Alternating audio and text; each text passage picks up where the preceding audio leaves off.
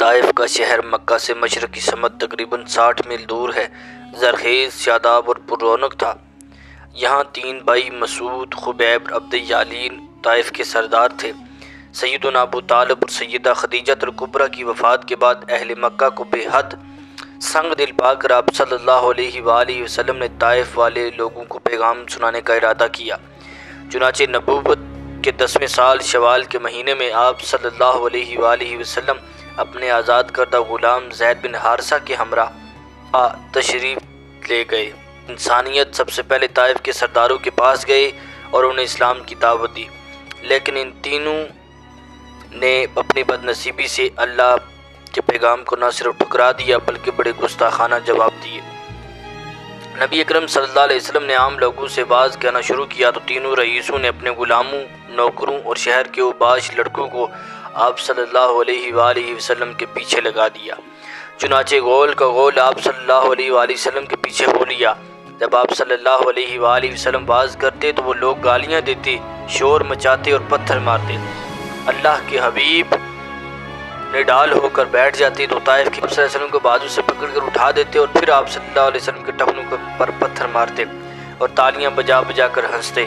آپ صلی اللہ علیہ وآلہ وسلم کا خون بے تحاشا بہہ رہا تھا اور جوتیاں اندر اور باہر سے خون سے لتھڑ گئی تھی۔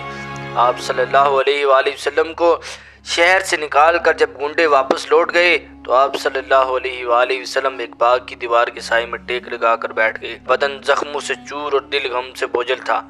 یہ باغ دو قریشی سرداروں عتبہ اور شیبہ کا تھا۔ انہوں نے آپ صلی اللہ علیہ وآلہ وسلم کو دیکھا تو اپنے غلام عداس اس کے ہاتھ ایک پلیٹ میں انگور بھجوائے۔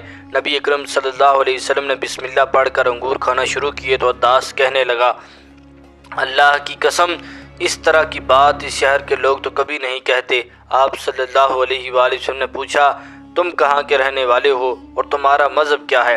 وہ بولا، میں عیسائی ہوں اور نینوا کا باشندہ ہوں۔ آپ صلی اللہ علیہ وسلم نے فرمایا، اللہ کی قسم تم مرد صالح یونس بن متے کے شہر کے ہو۔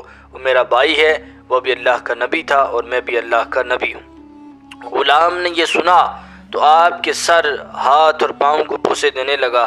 قریشی سرداروں عتبہ اور شیبہ نے یہ ماجرا دیکھا تو انہوں نے عداس کے واپس جانے پر اس کی ملامت کی، یہ کیا تم حرکت کر رہے تھے؟ تم نے اپنا مذہب خراب کر لیا ہے۔ عداس نے گہرے تاثر کے ساتھ جواب دیا، اس سے بڑھ کر روئے زمین پر کوئی چیز بلی نہیں۔ اس شخص نے مجھے ایسی بات بتائی ہے جو صرف نبی ہی بتلا سکتا ہے۔ 20 روز بعد طائف سے حضور صلی اللہ علیہ وسلم واپس لوٹے۔ مکہ میں داخل ہونے سے قبل غار ہیرا میں قیام فرمایا اور مطعم بن عدی کی حفاظت و امان میں شہر میں داخل ہوئے۔ خانہ کعبہ کا طواف